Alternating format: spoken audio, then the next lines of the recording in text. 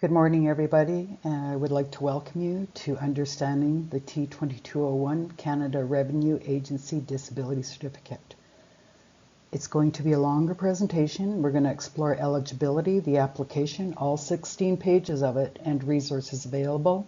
Links are provided throughout the presentation. It's presented by me, Shelley R. Bevs. I'm a CPA. My YouTube channel at Shelley R. Bevs 279. If you have any topics you'd like to be presented, shelleyrBevs@outlook.com. If you benefited from the presentation, please share and subscribe and like, because it helps me keep preparing these educational tax videos for free with Canada Revenue Agency in Canada. And thank you very much in advance. And I do hope this helped you. So what we're going to cover is an introduction to the disability certification process, the application form. It is like a regular tax return in a way, 16 pages long. You have to fill out your portion, or the person with the disability fills it out, and then you have the medical practitioner fill out their portion. We're going to look at the eligibility requirements, the application process, some common challenges and solutions, and financial and tax implications. They're quite significant. And resources and support, where you can get help on this. So let's talk about the T2201 Disability Certificate. Okay, the purpose of this form is it certifies your disability status. It includes everything that's needed for Revenue Canada to approve you for disability status. It ensures you have that proper documentation for tax purposes. Like I said, it's like filing another tax return specific for the purpose of receiving a disability tax credit. It's very important. You can't just claim a disability tax credit. There is a process, and the process is the 16 pages on this form. Okay, what this does is it helps you determine your eligibility for the disability tax credit, and that offers you potential tax savings, and they're quite significant. A tax saving, tax credit, goes dollar for dollar against your taxes payable, whereas a deduction is based on your taxable rate. So for example, if you were in a 30% tax bracket and you had $1 of expense that qualified for tax purposes deduction, you only get the 30 cents deduction. With the disability tax credit, you get dollar for dollar, so zero tax. It's set at a limit though, just like the basic tax exemptions we're looking at the province of British Columbia today. What this does is it reduces your tax liabilities, for individuals, of course, with disabilities, and that provides financial relief. So what are some of the eligibility criteria, just briefly? Okay, it's designed to promote financial support for individuals with disabilities. And so the underlying eligibility criteria completion is important. You have to meet that criteria, okay? And all the links will be provided in this presentation to the Canada Revenue Agency site and groups and resources that will assist you. You have to complete the T2201, just reiterate this, form to determine if you are eligible. Just because you complete the form T2201 doesn't mean you are automatically approved. Revenue Canada will review it, and then you'll get a letter of approval, and it'll say from the eligibility date, or it'll say from this point forward, outlining when you can claim this credit. The key issue here to qualify for the disability tax credit is your impairment has to be severe and prolonged. Okay, and individuals, you have to demonstrate a severe and prolonged impairment, okay, that restricts your daily activities, impacting your quality of life. This could range from many things, and I'm not an expert. I'm just putting the information out there that you should seek with your medical practitioner. For example, if you've had a child maybe that's autistic, and how severe is it, how has it affected their impairment, and we'll see this in the form. The example we're going to look at this form today is an example type 2 diabetes. Okay, so if in doubt, talk to your medical practitioner, review and read this information, and there is associations and Indian Friendship Centers out there that will help you to determine if you should be filling out this form or not.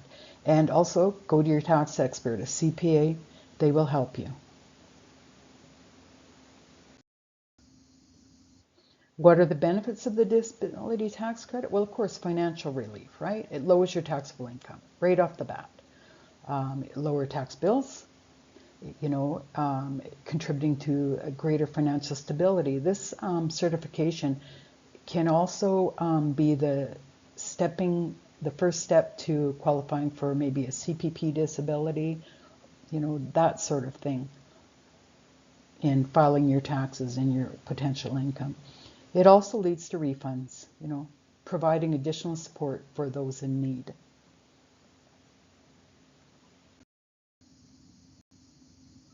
What are the eligibility requirements? So what's the definition of a disability? A physical or mental impairment that significantly restricts basic activities. And there's a criteria on this, okay? And we'll see later on in the presentation. Impact on daily activities. So understand the limitations imposed by disabilities. It's crucial because you may be eligible for supports and services, medical support, transportation services, where you park.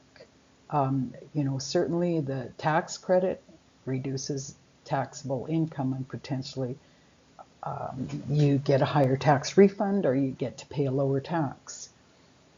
The eligibility assessment is based on knowledgeability of the definitions defined in the section T2201. And so Revenue Canada, their education videos will help you with this. We have organizations, as I said, the Indian Friendship Centers. We also have, there is a diabetic center and society that will also help you, and they walk you through the steps even online of how to apply for this.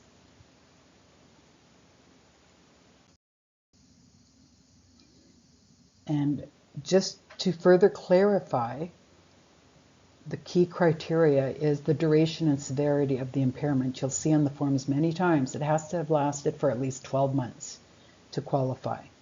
All right, and the severity of the impairment, it has to restrict everyday activities, impacting daily quality of life.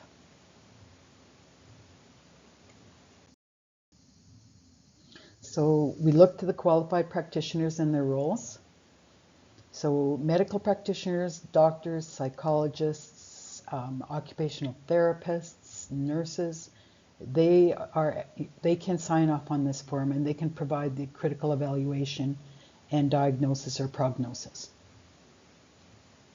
So basically you're responsible for preparing a portion of the form, and then the practitioner is responsible for preparing their portion of the form. And if that isn't completed, well, you will not qualify. All right, so it's very important that you get the assessment of a qualified practitioner. So here's the application process. We're going to go step by step, the personal information section, disability details, review and submission. We're going to go section by section through that now. So documentation and supporting documentation, the form T2201, that's the form you require. That's the whole 16 pages. Supporting documentation, your doctors, if the diagnosis or prognosis, if there's not enough room in the form to complete it, they may have to provide other supporting documentation and other assessments as Revenue Canada may deem necessary. Qualified applicants in that area of study. Then we're going to go through the submission. All right, it has to go to Canada Revenue Agency, and it has to be approved by them. It's not an automatic process, approval process. I just want to make it very clear, all the information in this form that we've completed for this educational video is fictitious and for education purposes only. Okay, it's just to help educate you on what the form looks like and understanding the steps to complete with your medical practitioner. Review duration. These things take Canada Revenue Agency a while to review, like quite a few weeks. So if you think you're going to have it completed April 30th to file your income taxes, no. You should be starting on this process now, a year in advance, in case it also identifies alternative other years for you to go back and amend your taxes with a T1 adjustment and claim back those tax credits and hopefully refunds. Hopefully there's some monetary reward for that. Okay, you can monitor your application status. Everything is online in the world today. Okay, so you can log in and you can monitor the application status and where it's at. And keep in mind, we're all short of employees and it is taking people time to get things done. So the more complete your information and the earlier you get it in at the slower times, not during the January to June, crazy tax season, that's better for everybody. So here we are. We're talking about the form T2201. And what the first thing you have to do here is your first name, John Smith. Okay? Social insurance number 123456788. Again, the information is fictional. Your mailing address and postal code. Now it says the person with the disability. This is the person that has the legal responsibility. And then so we're making that assumption that John Smith has legal responsibility to claim, to file the paperwork for his spouse, Jane Smith, 123456790. Okay, I just bumped up the social insurance number. Again, these are fictitious numbers. And does this person with disability live with you? Yes. And we're going 4 years. Because what happened in, as the title says, 2021 is when there were significant changes in the disability tax credit. So we're going to go back, food, shelter, clothing. This spouse supposedly has a type 2 diabetes. And they didn't know, that the tax laws changed in 2021 and that they would qualify for the disability tax credit, providing they meet the criteria set out by Revenue Canada. So a sample might be the individual has type 2 diabetes, special diet to manage with insulin and exercise plan and regular medical practitioner visits.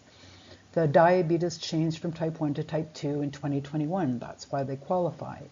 Type 1 diabetes does not qualify for the disability tax credit necessarily. Insulin injections are required daily with blood testing, morning and evening monitoring to ensure levels are acceptable and proper food intake to manage. So assisting Miss Jane Smith, her spouse spends approximately 4 hours daily with food preparation, transportation to occupational therapy, and the medical practitioner assisting with insulin injections, acquiring prescriptions from the pharmacy, assisting with mobility as she is 75 years old and has trouble walking long distances, and a wheelchair is necessary. So not only does she have type 2 diabetes now, her mobility is also impaired with her age. Home care nurse assists the patient with a written log and sends a medical practitioner and an occupational therapist weekly to monitor the diabetes and her diet. Okay, and then this would be signed. Now, technically, you could put Jane Smith here, but Mr. Smith is taking care of her.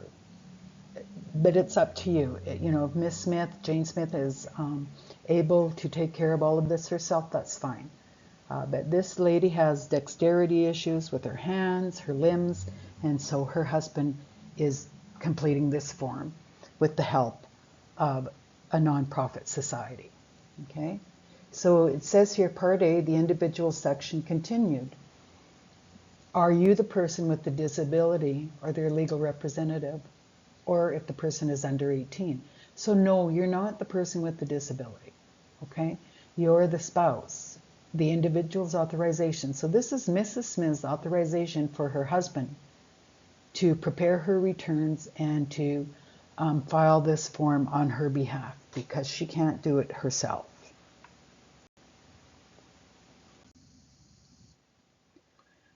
The medical practitioner section begins in Part B, and this is really difficult. Now, the medical practitioners do have online access to these forms now. There is a guide that can be provided. It's RC 4064. If your medical practitioner is not familiar with this, you can bring that information with you, or the nonprofit society may have a doctor that's skilled in, specialized in type 2 diabetes, and he does these forms.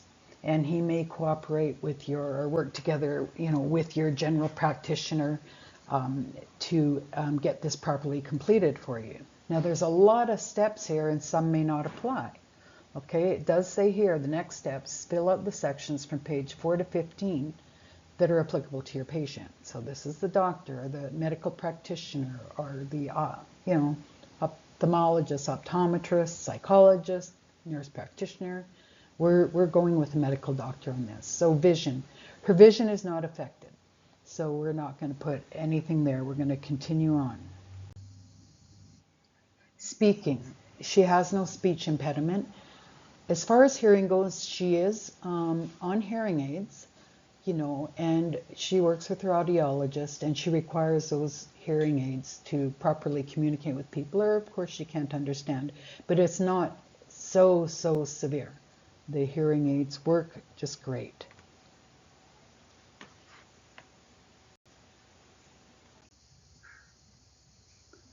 Walking. Here's something that's very important. Her mobility is restrictive. She's 75. She cannot walk at all, like more than 3 meters. Let's not say at all, okay? She has restricted mobility access, requires utilization of wheelchair for mobility outside the home. In the home, the patient uses a walker for the most part, maybe a cane, but usually a walker, okay, in this case. Does your patient take medication? Yes. Okay, pain medication for back and leg deterioration, cane and wheelchair use, and occupational therapy for strengthening leg and back for mobility and purposes and quality of life, and massage therapy to keep the blood flow going in her legs especially. The patient cannot walk more than 3 meters exiting the home into a vehicle or a wheelchair. Assistance is required on steps, and the elevator mandatory for mobility. Legs swell when walking any more than 3 meters, and the patient must be seated. It's just become so dilapidated that for her that she are debilitated that this is extreme. It's affecting her everyday life. It says here, is your patient unable to walk, or do they take inordinate amount of time, at least 3 times longer than someone of a similar age without impairment walking? Yes. Yes. And then she requires assistance, even if she walks the 3 meters, to make sure she doesn't fall and to get into the vehicle. Is this the case all or substantially all of the time? See page 3. Yes. Provide the year when you became impaired. We're saying 2021 for this example because this is when the significant changes happened to Canada Revenue Agency and taxation laws for disability tax certificate.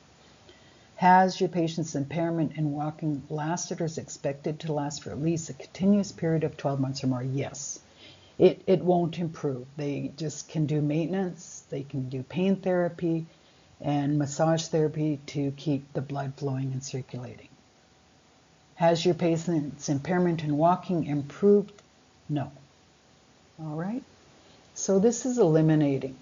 This is not applicable in this case. Feeding. A medical doctor and with the help of the occupational therapist or the dietitian, okay? The patient has to have meals prepared, as she cannot stand for any length of time to cook or prepare or shop for meals. The year of diagnosis is 2021. Cholesterol medicines, protein shakes, and to ensure vitamins, it says here, patient is able to feed themselves but cannot prepare the food. The patient cannot prepare the meals, see, due to the mobility and ability to stand for any length of time to cook. It's a bit redundant, but there it is. So does this take an inordinate amount of time? Well, yes, someone has. If she did not have anyone there to prepare the food for her, she would not be able to eat. Okay, food preparation. Okay, is it substantial all the time? Yes, all her meals have to be prepared otherwise and left, and at the very least she could probably use the microwave to nuke them.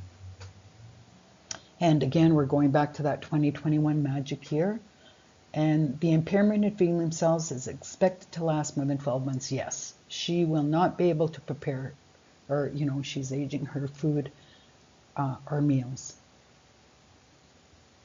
Dressing. We'll just state this, it's really not relevant, but the patient is able to dress themselves, but she does use Velcro clothing, not buttons, because her dexterity in her hands and that is weak and lacking, and her range of motion is limited. So she could never put on a t-shirt. She has to use button, Velcro pants, Velcro shirt, those sorts of things. And we'll leave it on that, because it's not debilitating enough, it's not going to improve. Now, I guess we could say no, or we were unsure at this time, but it's not an issue. And maybe it's better to be thorough, and we should put those answers in.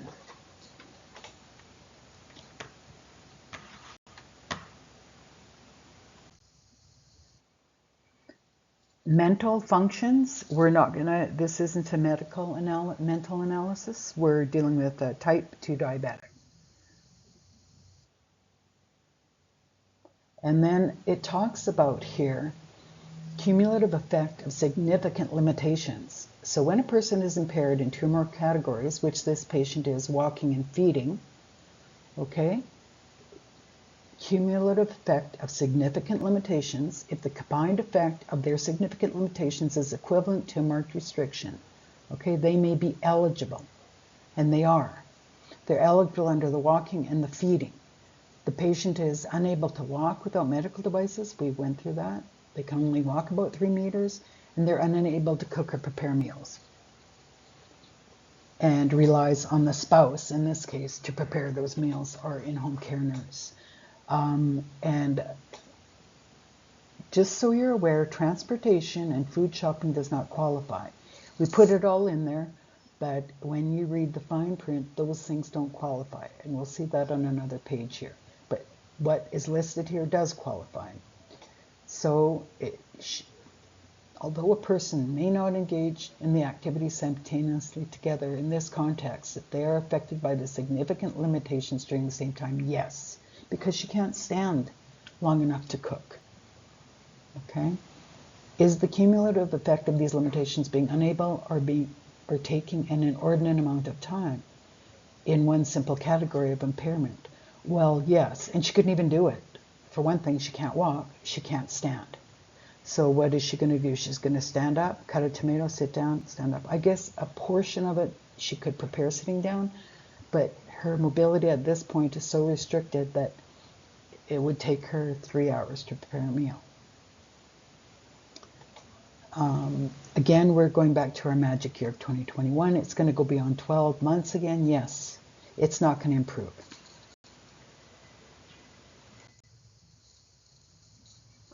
Life-sustaining therapy. Okay, this talks about type 1 diabetes in later years, and we're going, 1 and 2. Okay, we're going to type 2 diabetes, 2021. And so life-sustaining therapy, multiple daily insulin injections. She can't seem to get her insulin to be right, and she can't seem to eat enough to balance what is needed. She's got the pump, but she's also having to test her blood regularly. So she's got, type 1 diabetes, type 2 diabetes in 2021. So 2 hours a week, she manages the dosage of insulin and the blood tests. She's maintaining her daily log every 2 hours. The occupational therapist is working with massage and mobility to ensure adequate blood circulation to limbs, and her meal planning and everything. She's taking the Ozempic and blood thing and cholesterol medicines. All of this she needs, and she has to log all of this. Does your patient need therapy to support it? Yes, the massage therapy, she does not have the option of surgery for the chronic pain. The success rate that the doctor says is not that great for her, and so her decision was, rather than undergo surgery and maybe come out worse, she's better off to work with what she has and with the medical professionals. She does need the physiotherapy, the massage therapy, the gentle yoga, or whatever the occupational therapist has determined will work and keep her limbs from stiffening up and able to move in the circulation, and from loss of blood circulation and maybe loss of limbs. So that has to happen, and that happens 3 times a week. So on average, how many hours a week does your patient or another person need to dedicate activities? We're saying 21 hours a week. We're saying 3 hours a day, because on average, because she has her physical therapy 3 times a week, and that's an hour to an hour and a half. The meal prep of her spouse, that he has to do, that's a minimum of an hour, prep and cooking and those sorts of things. The nurse care comes in, maintaining the logs and doing the blood tests daily and adjusting her insulin accordingly. We're estimating an average. We had to take into consideration the transportation and meal, and exercise didn't qualify, but the occupational therapy does. That's vital. If she doesn't have the massage therapy, the blood clot thinners, she could lose her limbs. That's vital to her keeping her limbs in mobility. Again, this goes back to 2021. And has the impairment that necessitated the life-sustaining therapy lasted or is expected to last for a continuous period of more than 12 months? Yeah, at least 12 months. Absolutely. It's not going to go away. She's getting older. There is no options for her. She has to do this to manage her diet, for her blood levels, and the therapy, because she's on blood thinners, and also the cholesterol medicine and the Ozempic to help her. So we don't see this, the medical experts don't see this as changing. And here's the certification, and this is mandatory. Okay, it's by a medical doctor, October 2021 to the current date. Do you have medical on file for all the years you filed this form? Yes, just fake name, fictitious name, Dr. T-Tam, fake medical license number, BC 1234567, phone number. Today we're signing the form July 18th, 2025, and here's the address. This is mandatory. So you remember, if the form is incomplete information and if the medical professional or specialist required has not certified it, then you will be denied. To my knowledge, if you hear different, please let me know.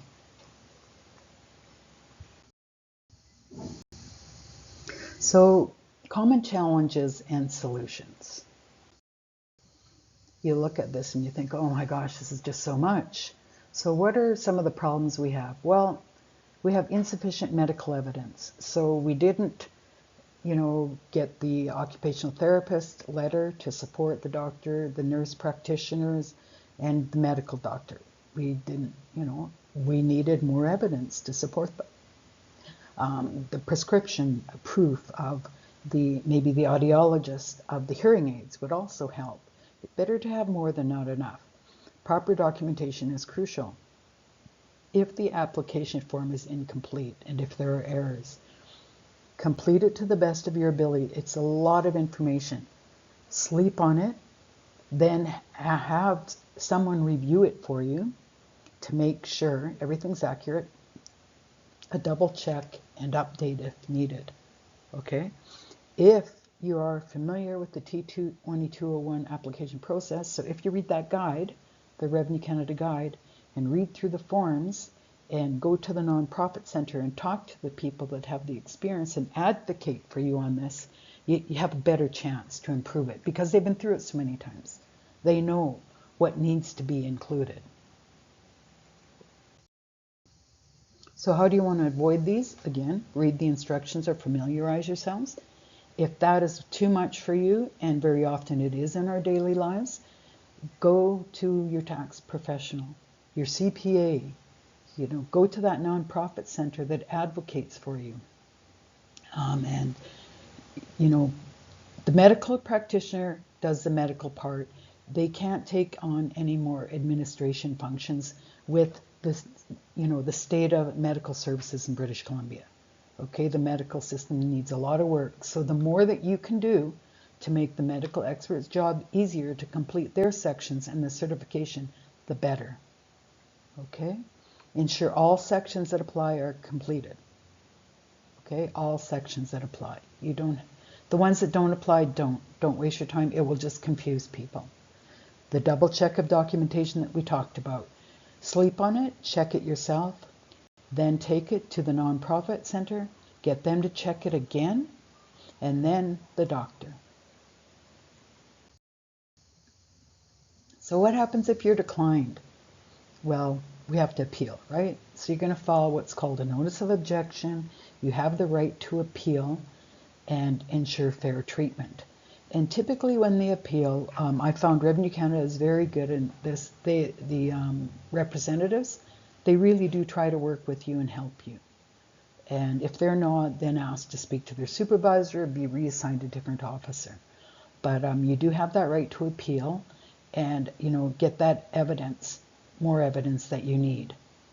All right. And the proof of the timing, like when you keep that log of your meals, of the time that you're taking your blood tests and having to adjust your insulin, that is crucial to this.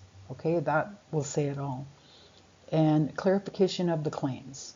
Okay, okay, I had type 1 diabetes, but I went to type 2 and it happened at this point, but I wasn't aware that the government offered this large tax credit. This has just been brought to my attention, because they don't send you a letter saying, hey, we noticed you have type 1 diabetes, and that is confidential information, your medical information. So clarification of the claims, and talk to your tax practitioner, your CPA. They've been through this. They filed many of these. They meet with Revenue Canada. And then they get as much completed as possible, and then the medical practitioners, and then the nonprofit agency that advocates for you.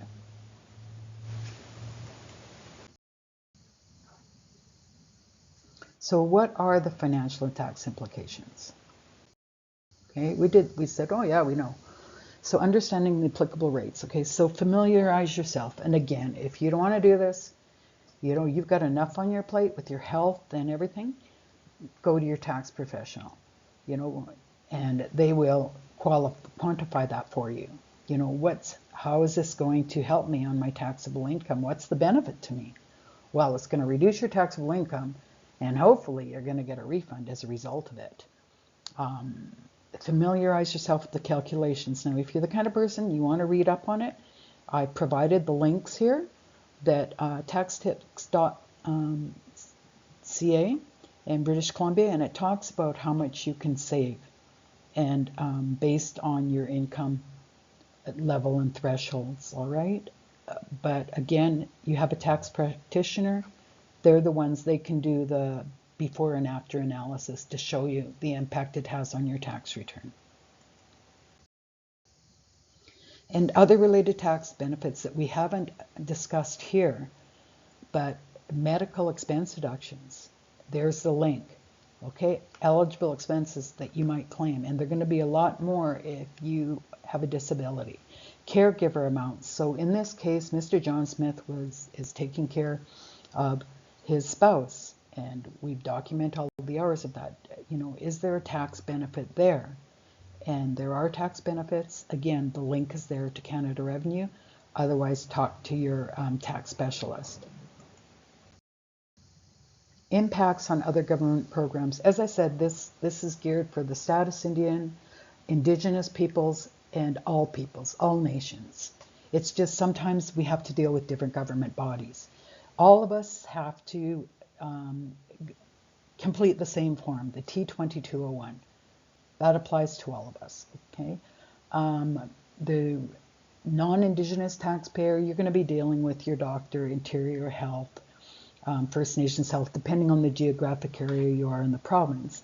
With us, First Nations or Indians of British Columbia, we have our own health authority, the First Nations Health Authority, and that's who we talk to. And it, just so you're aware, the tax rules, here we are, they're the same as for other Canadians, okay? Except for our specific exemptions under the Indian Act, Section 87.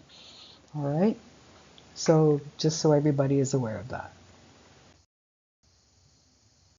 So resources and support. Government and nonprofit. All right, so your government agencies, Canada Revenue Agency does have videos on this, but sometimes that's just too much information, right? The First Nations Band Office typically has a health, or First Nations Health Authority, community health rep that will help, or they'll have days where they invite somebody from a government agency to help you fill out your disability forms, or to understand all of that. At least my community, Lower Seminole Community Indian Band, that's what they do. They offer that service. For the non-Indigenous person, same thing. You can go to your community centers, and they offer these things. You'll see, oh, there's a seminar, community health news coming out to talk to you about, disability certification, that sort of thing. We have nonprofit organizations, and I've got the link in the resource page here, and they play a crucial role. For Indians, we have Indian Friendship Centers as well that will help us. All right. So there are a lot of resources out there for government assisted completion of the T2201. Okay?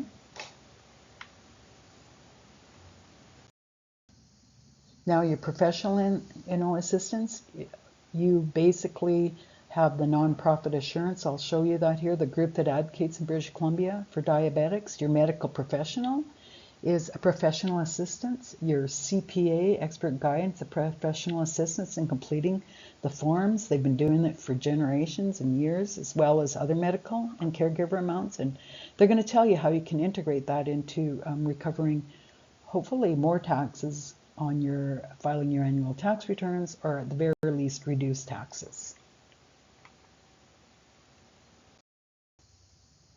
Community groups, here is the link to the diabetes.ca research, know your taxes, your rights, emotional support, networking opportunities in your community, community centers, they have these days. Reach out, search, ask a friend, ask your doctor. Lots of times they'll have the links, or your nurse practitioner, your home support care worker, that they come in and they'll help hook you up with this. So, conclusion, we talked about the importance of the certification and how it helps you financially, at the very least, reduce taxes, hopefully. Also, there are other benefits, medical expenses and caregiver amounts, perhaps for your spouse, to further reduce income taxes and increase the tax-free income of the house, especially in these high cost of living times. Once again, please subscribe and like if this educational presentation was helpful for you, and it helps me to provide these educational series for free. My YouTube channel at Shelley R. Bevs 279. And if you want a topic presented, just email me. I get requests and I do present them. And I just want to say thank you, everyone. Have a great day, and we'll see you soon.